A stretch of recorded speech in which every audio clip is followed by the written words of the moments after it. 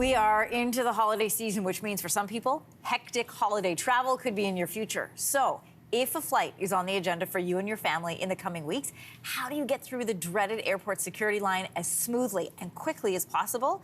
This morning, we're going to touch base with an aviation insider. Katrina Epp is a former flight attendant, a current pilot, and she's joining us from Leduc, Alberta this morning with her fantastic tips about trips is what I'm trying to say. Good morning to you, Katrina. Hello, good morning. Thanks for having me. I want to start with the one that surprised me the most, which is you can actually reserve a time to go through security. I have so many questions. How do express security lines work? Does this work at every airport? So not every airport. Right now it is Toronto, Edmonton, Calgary, and Vancouver. And it's not for all destinations just yet. This rolled out just a couple months ago. So it's to help mitigate those crazy hours at the airport. So a passenger simply goes onto one of the websites of that airport, and it's like making a reservation at a restaurant. So you just find the time and you select your party. It can be up to 10 people. And once you do that, you get sent a QR code. And when you get to that huge line of people trying to get through CATSA, you simply show them your QR code and boom, you're in. You're in a special line just for the Express. Interview done. This is all I need to know. This is amazing, Katrina. Thank you. I do have other questions for you, though. Yes. This was a new phrase for me, lags or liquids, aerosols, and gels. Those are still not allowed, and they are a huge part of why these lines can be so slow sometimes. What do you want us to know about lags? All right. So, I mean, you can have them, but it's always under that 100 ml rule. I would grab a couple extra bags when you're at the airport next time, so you can actually pre-fill the bag, so you don't have to do that once you get to the airport. So that's one of the ways you can kind of get ready starting at home. Yeah, so you can then have your 100 ml items and fill that 1 liter bag. Make sure if you do fill it at home, it's on top, so you can just grab it out of the bag and throw it in the bucket, so you don't have to kind of mess around with it there, saving time. I want to ask you something that's happened to us a couple of times while we've traveled in this last year, is that some airport security will let you have more than one of those bags, and sometimes they only let you have one, and you never know which it is.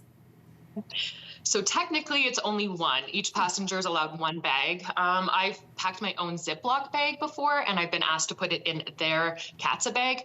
So the real rules would be one bag per person and to use their CATSA bags. I mean, sometimes they might have some wiggle room, but them's the rules.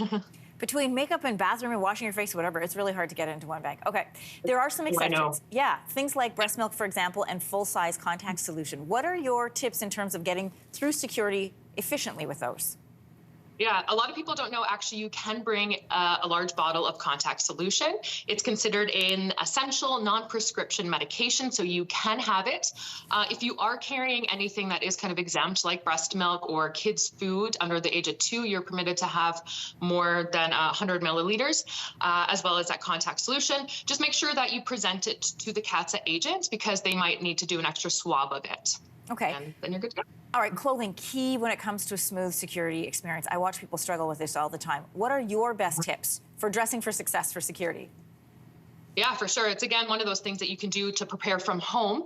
If you're going somewhere tropical and you have your lovely strappy sandals on, maybe don't put those on just yet. Have a pair of slip-ons. Same if you're going somewhere cold. Big boots, you might not want to have those on. You're going to be taking off your belt. Any large sweaters and jackets you will be taking off. Also, CATSA wants your phones in your bag unless you're using them as your a digital boarding card. So make sure you're tucking that cell phone into your carry-on luggage.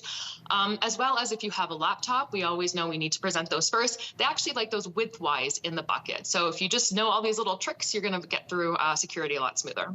We should tell everybody the name of your website is jetsetjr.ca. I have been waiting for somebody to come out with a list of tips like this. Thanks so much, Katrina. My pleasure. Thanks for having me. Hey, thanks for watching. If you liked this, be sure to subscribe here, or you can check out more Your Morning videos right here.